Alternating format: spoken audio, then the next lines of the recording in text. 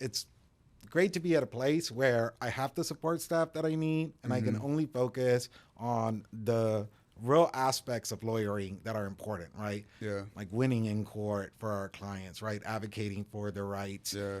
And You came in, you won your first day or something like that. Wasn't something crazy or something like that? You came Yeah, in, they were like, yo, he smashed them. I've had some successes, yeah, definitely, since I've been here.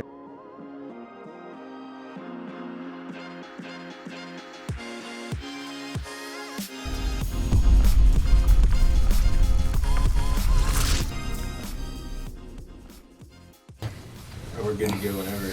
All right, cool. We'll let it go naturally. I'm not like a big like intro person, but if you think I should do an intro, you like them? Okay, I'm not a big intro person. Yeah, perfect. Just go ahead and introduce. Yeah. I'm sitting here. I'm with Juan Carlos, our is it senior trial attorney? Yeah, senior I got trial it right. attorney. First time. Let's go. What is that? What's a senior trial attorney? What is that exactly? So for us, it basically means that we've done a lot of trials, right? Okay. So we've done evidentiary hearings, we've done domestic violence trials, we've done divorce trials, parentage trials. So you have to have the experience and comfort presenting the case before the judge, calling witnesses, presenting evidence. Okay. It's for when we have highly contested cases. Gotcha. Often cases resolve. So if we're going to trial, it's because it's been a heated case. Okay, got you. So it's not nothing where like you have to like, I have no idea about any of this stuff, but it's not like you have to take a test. It's just really like your tenure in the space, basically. Correct. It's the experience. Okay, that's dope. Oh, congrats. And how long you been with us? It's been A month now. Damn, that went by fast, bro. Yeah, it did. How are you liking it? It's great. No, I definitely chose well when I decided to move, right? I was looking for a long-term fit. I think I found the long-term fit. I like the clients that we have here. They're, for the most part, outstanding guys who are trying to get, their life in order, get some situations remedied so they can see their kids, right? Yeah. Remedy excessive child support, spousal support, whatever the case may be. But they're just, trying to do right. And it's easy to advocate for them when they are making the right moves. Yeah, I like it. And before you came here, where were you at, if you can say? Were you at or you don't have to say the company, or were you at a law firm? Were you? Yeah, I was at a law firm. I was doing family law as well. Uh-huh. So I've been doing family law now I'm in my 7th year. Okay. But I'm close to 10 years in as an attorney. So family law kind of has become my bread and butter and what I only do. And that's what I was about to say. It seems like you like it. I talked to some of the attorneys, and they're like, your family law is kind of like, people assume it's easy, and people think it's like the one where it's like, oh, like it's family law. But like, from what I understand, it's one that people like can dread, and it's very, very hard. So what makes you want to do family law versus any other type of? It's interesting because I had a similar experience. When I was in law school, I did an internship in family law and was kind of not ready for family law because family law is I was not ready for family law. So it was a learning experience, right? That's why I did it. I wanted to test out the practice area and see if it was a good fit for me. And at the time, it definitely wasn't. I think part of what happens is these cases are very emotionally charged. And so unless you're ready to deal with high emotion and often high conflict, then it's off-putting for lawyers. So for instance, in law school, they say, I'm more of a businessman, right? Yeah. Like I want to have a win-win situation, like entering into a business partnership or Got it. something. Whereas in a divorce, that's not the case, right? Sometimes we do settle cases in an amicable way, but that's not the standard, right? It's usually you settle after you've been litigating for a while. So it's high conflict, you're going at it, and then people either tire out of litigating or they exhaust their resources and they finally realize, okay, let's settle kind of thing, right? And that's why I think a lot of lawyers don't do it because there's always, you're splitting up a partnership instead of forming one. And not everyone wants to deal with that, right? Like the collateral damage that happens when a divorce ends or a relationship ends, and now it's like, who's going to get the kids? Who's going to get the dog? Who's going to get what from the relationship? Yeah. And unless you have that I kind of think you need emotional maturity to deal with these kinds of Okay. cases. So if you're a young attorney, right? Like let's say you went straight from high school to college to law school, and now you're licensed and you're 24 years old. You probably haven't even had a long-term relationship. Right. So to then deal with someone's long-term relationship coming to an end, it can be overwhelming in the sense that you just aren't ready to deal with that kind of conflict. And I think for myself, when I first dabbled in family law as a law student, I wasn't ready for it, right? I wasn't ready for the kind of conflict that I faced in the cases. But it eventually became, when I was a solo attorney and had my own office, that the market dictated family law for me.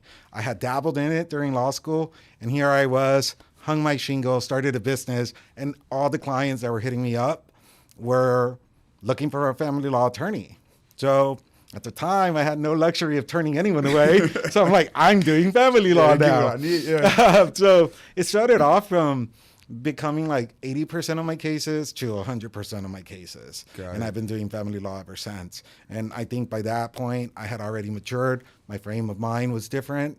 And I think I excelled at it. Yeah. Do you think like, sorry, damn, you gave me so much. Do you think, okay, let me ask you this.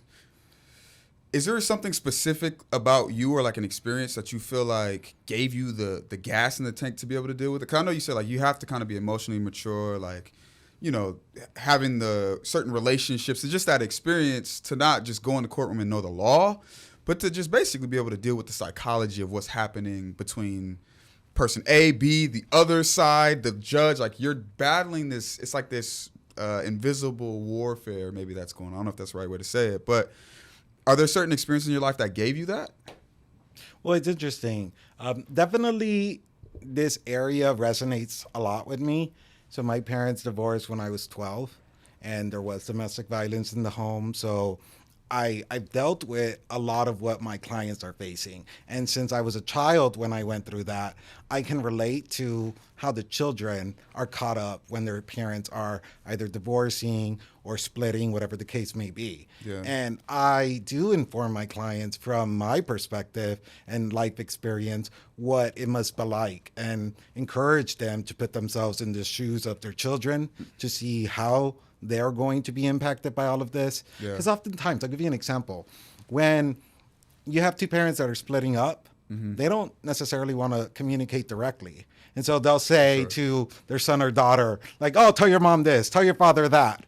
And the children don't appreciate being caught up in the middle. Yeah. Then they feel like they have to take a side, and they're otherwise compromising their loyalty to one parent or another. Yeah. And they'll say whatever or do whatever to keep the peace, but it's such an unfair position to be in as a child. Yeah. Because they shouldn't be caught up in the middle.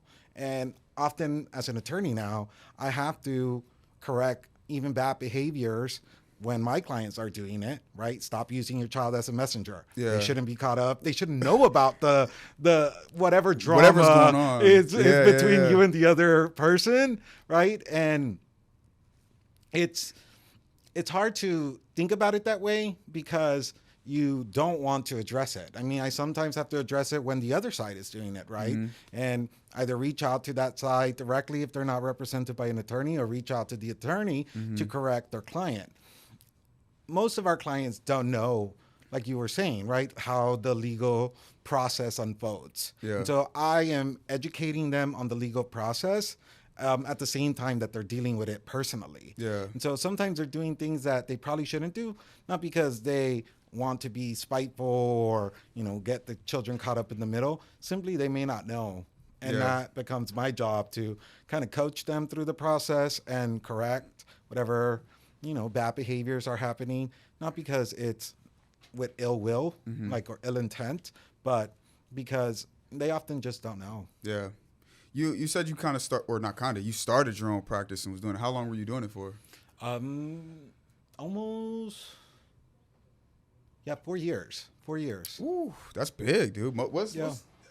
What's the, like, most businesses don't make it past like a year or 2 years or something like that. So that A lot of businesses, they fell. I mean, I could have continued. I just didn't want to. So when I was doing my solo practice, right, I felt like I had two full-time jobs, right? Because I lawyered on a full-time basis, but I also had to run a business on a full-time basis. And so rather than working two full-time jobs, eventually I just decided I'm just going to lawyer, let someone else run the firm, right? Like the business side of the firm. And it's a relief to not have to deal with that because it's time consuming. It's you have to meet your overhead, right? Yeah. Like we have a large staff here at Real Fathers Rights. It's huge. And that's a lot of responsibility to meet the overhead. And I'd rather not think about that, right? Like I'd rather only focus on my cases and how I can help my clients. Yeah. Do you, and I mean, like now that you're on the other side, you feel like you're able to put more into the clients? Yeah, definitely. Because I'm not overextended, right? When I was doing both full time, I had a limited amount of time to lawyer. So I also had to cap the amount of clients I had at any given time. And you, as a solo, you experiment in different ways, right? Trying to hire the correct staff to help you to scale your business up. But that's also a trial and error situation. Sometimes you hire people that don't work out and you have to let them go and redo whatever work they did or were supposed to do, right? And it's hard. It's hard. But I mean, here, for instance, I don't got to worry about that. We have other people who worry about having qualified attorneys, qualified paralegals, support staff, and everything else running smoothly. So it's great to be at a place where I have the support staff that I need, and I can only focus on the real aspects of lawyering that are important, right? Like winning in court for our clients, right? Advocating for their rights. And you came in, you won your first day or something like that. Wasn't it something crazy or something like that? You came in, they were like, yo, he smashed them. I've had some successes, definitely, since I've been here. It's, I mean, but that's expected, right? So when I was hired, I like that. That's good energy. That's good energy. That's why they hired me as a senior trial attorney, because they wanted someone who can hit the ground running and just pick up a case, study it, know what to do. And you know, I definitely do know what to do because I have the experience and practice. Yeah, we like it. Okay, let's take it back just a little bit, because I'm sure you probably, I don't know, were you doing like other things besides law at some point in your life? Yeah, I'm sure, right? So I got into the legal world kind of early on. Okay, like how? What time? Yeah, at what period in your life? Yeah, so. I mean, I'm such a non-traditional attorney because I was a high school dropout. So my first job kind of after I dropped out of high school was in the legal world. Can he say that right now? Or can you say that on camera? I think you don't need a high school diploma to do it? No. Oh, okay. All right, go. Well, so, right, like after I dropped out of high school and became a legal assistant, was basically my title. So actually take a step back, right? So I first saw the law. So I went to a law and government high school.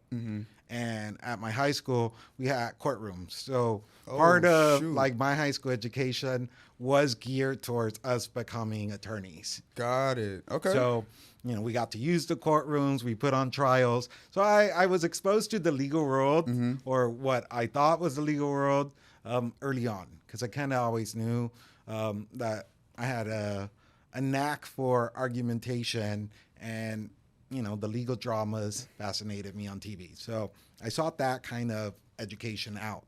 I did end up dropping out, and when I did drop out, because I had already had exposure to the legal world, I decided to become a legal assistant. Got it. And enjoyed that for several years until eventually I decided to go back to college. And back then, you could start college without even having a high school diploma or GED.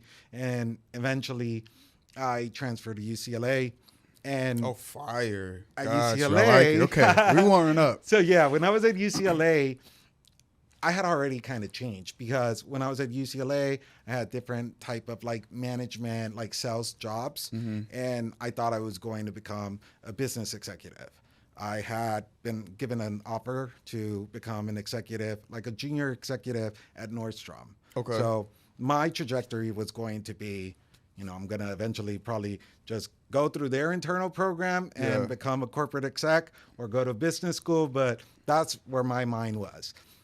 And in my senior year at UCLA, I was looking for volunteer opportunities. So I've always, wanted to help people and get back to the community. That's always been some value that's been instilled in me since I was very young. So here I am looking for opportunities to volunteer. And then I ended up volunteering at the Inglewood Courthouse, helping legal as an assistant to people representing themselves, right? So the self-help centers is where I was volunteering. Got it.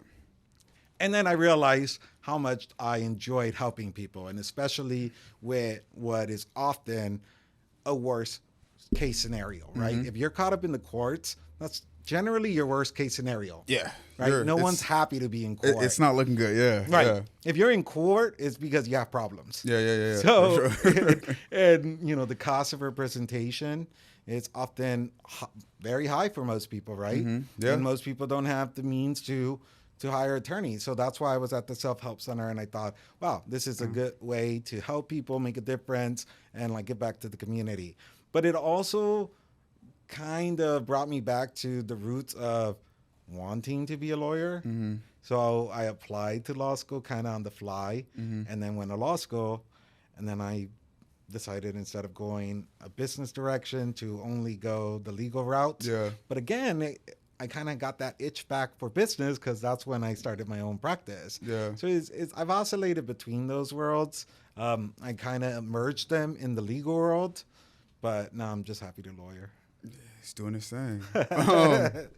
What I guess what has been like the hardest part about just this world that you're in? It's very daunting to represent people, right? Because you're representing people in what may be the only time they're caught up in the legal world, and Okay. it has significant consequences. So in family law, the consequences are enormous. Am I going to lose my child, right? Yeah. Am I going to get to spend time with my child? Yeah. Often the money isn't even the biggest stresses, but it can be, right? Let's say you don't have children and you only married. Well, you build a life with someone, and let's say, for whatever reason, you're ending it, you were betrayed or whatever the situation may be. Now you're worrying about, we built all this together, and now how is it going to be split? Is it going to be a fair split? Am I going to lose out because the other side had a lawyer and I didn't? And so all that I've worked for is now gone. And people really want someone that understands that understands how much is on the line, and is willing to go to bat for them, right? Fight for them so that they get their fair share. Yeah. And that's what I do, but that's also a lot of responsibility, right? Because I have people's lives in my hands. And if I drop the ball, that can have serious long-term consequences for them. So I do take my responsibility seriously. People, sacrifice a lot to have that representation. And so we have a commitment to our clients to not drop the ball, to do everything we have to do to get them what they deserve. Yeah. Do you feel like the judge or the courtroom, like, do you feel like they play it fair, or do you feel like, and maybe it's not just a black and white, like, no, they don't play it fair, they do, but like, are there times when you're in the courtroom and you're just like, man, like this guy's like, or this woman is just playing it foul? Is that ever a thing in the courtroom? I mean, it does happen. And if like, why though? Or go on that, but like, why do why is that? Because I hear that and it's like, why is that? I don't know. Is it biases or like, I don't understand. So it's not so much like, well, I'll contextualize it, right? I do think that judges, for the most part, want to make the right calls, right? They want to make the right decisions. They don't like to be appealed oftentimes. They don't like to be second guessed. They want to get it right the first time. But there are certain, especially in family law, there are certain gray areas that are very complicated. So, for instance, if what we're deciding is, okay, the parties have a house. The house is worth X amount of money. They're supposed to each get half. So if you have $1 million house, they're each supposed to get half. That means 500,000, 500,000. Easy enough, right? Crunching numbers is often the easy part because there's a paper trail. We can figure things out. Who did what, who paid what, who owes what, and then divide it half and half fairly, right? Yeah. Yeah. Where it becomes hard for the courts and for us, the attorneys and the parties, are the gray areas. What's the best interest of the child? Often that's our legal standard for deciding custody and visitation. So who should have the kids most of the time? Let's say after the split, one parent lives in San Bernardino County, the other one lives in Orange County. Well, guess what? Children have to go to school in one county. They're not going to be split between two counties and go to two schools. Right. So now the court has the tough decision of deciding which county should this child live in. And that's like, even just hearing you say that, because I never thought about it like that, but like, that's a crazy decision. Like, who's going to spend more time with this child that they both birthed? That's a crazy. Right. That's a and crazy, if you have two excellent parents, Yeah. well, it's even harder. Yeah. Yeah. Right? Jeez. It's easier when one parent is an alcoholic and the other parent is sober, right? Like, well, we're going to trust more the sober parent to take the kids to school, and the alcoholic parent is probably going to be more derelict in their responsibilities and, take them late, miss more days. Oh, my God. Yeah. So it's harder when you have two outstanding parents. Yeah. Because obviously they both want to spend the most time with the child. Yeah. But the court has a tough decision. Damn. And so do we, right? Because, yes, we want to argue for the best interest of the child, but often it may be so close. It may be within that gray area where we have to leave it up to the judge. And we also lose control of the situation when we leave it in the hands of the judge.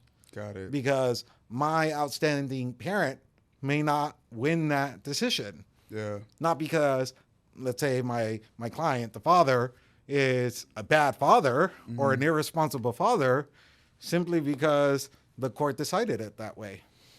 Sheesh. I like it. Okay. I'm going to go, and I have like a couple, call them rapid fire. Not rapid fire, just a couple straight line questions, and then we can try to see where we at on time. How long? 25 minutes right now. Damn, Rob, we be cruising through these. Yeah. Okay. I have a clock for it. Is it 4? What time is it? Oh, 3:59. 3:59? Yeah. We can. Well, let's do the rapid fires and then we'll go. And I'll get you too. So this one is for you. What is the describe that father that you are like happy and like the father that you want to represent. What does that father look like? So for me, the father I want to represent is the father that it wants to do the best for their kids, right? Someone who is just committed to doing whatever is in the best interest of the child. That's my favorite client. Because they're putting their child first. Right? Yeah. Like in a divorce, I want my client to think from the child's perspective. Yeah. Because that makes my life easier. It makes the judge's life easier.